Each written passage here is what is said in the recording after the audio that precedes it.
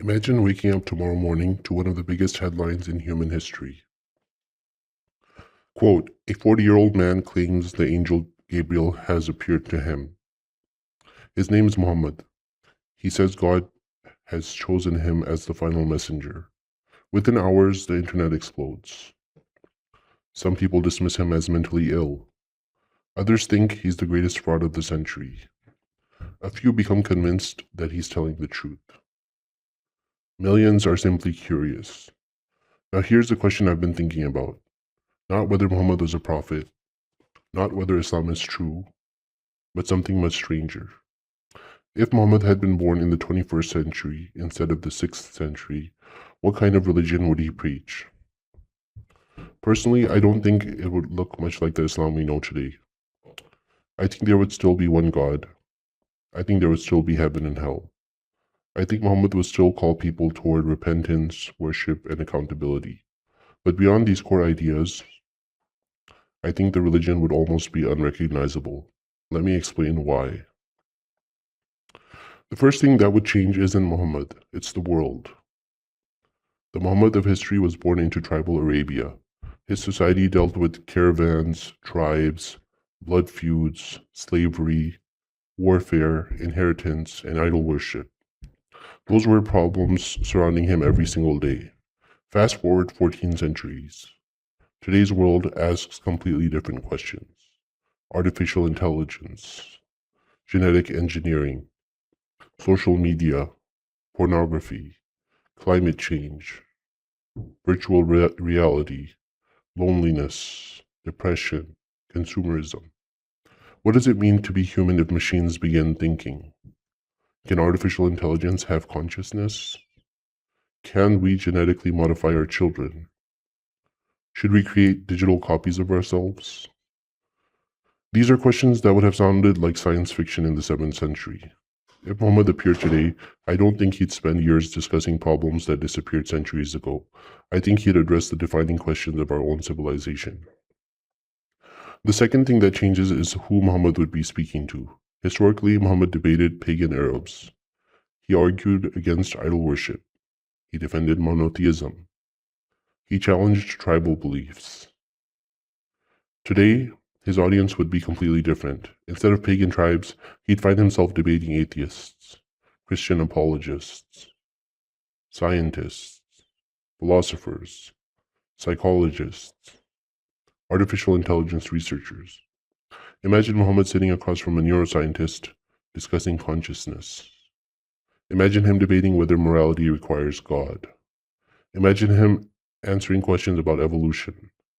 Imagine him being asked whether intelligent alien life could receive revelation. The conversations themselves would be completely different because humanity has changed. Even the questions journalists would ask him would be very different. Picture Muhammad giving his first press conference.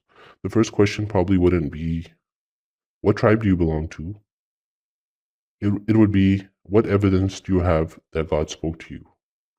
People would ask for independent evidence. Can anyone else witness Gabriel? Can this revelation be tested?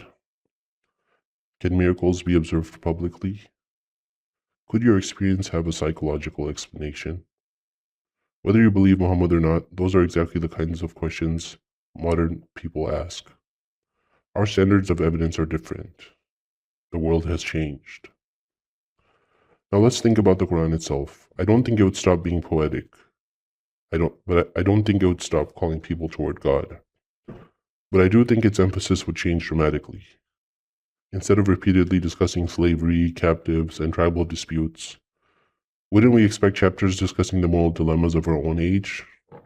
Artificial intelligence, digital addiction, the isolation created by modern life, the purpose of existence in an increasingly secular world, the ethics of biotechnology, the dangers of unlimited technological power, the spiritual emptiness that so many people feel despite unprecedented wealth. Those are the defining questions of the 21st century. If revelation is meant to guide humanity, wouldn't it naturally spend its time talking about the problems humanity is actually facing? Some people might ask, what about slavery? That's one of the most interesting examples. Slavery shaped much of the ancient world. Today, legal slavery has largely disappeared. If Muhammad appeared tomorrow, I don't think he'd spend years explaining how slaves should be treated. I don't think he'd reveal laws concerning concubines.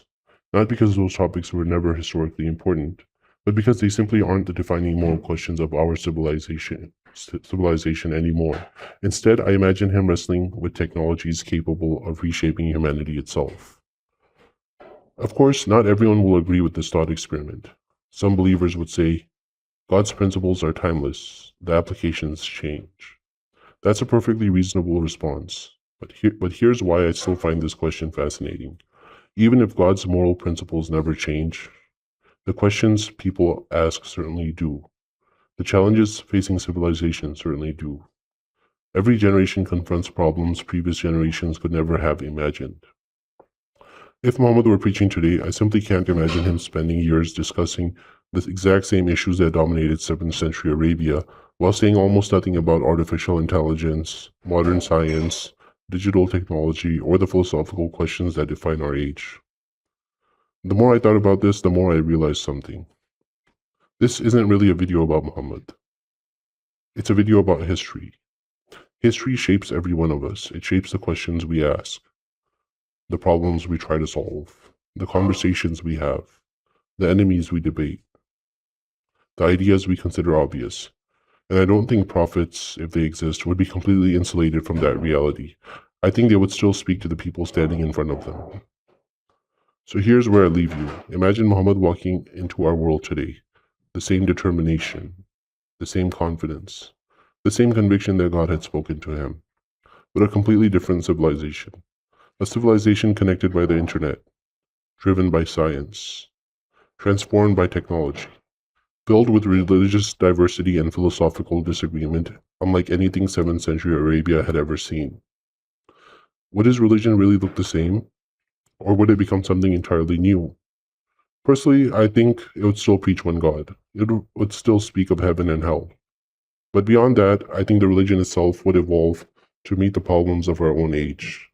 And perhaps that tells us something important, not just about Muhammad, but about the relationship between every religion and the world into which it is born.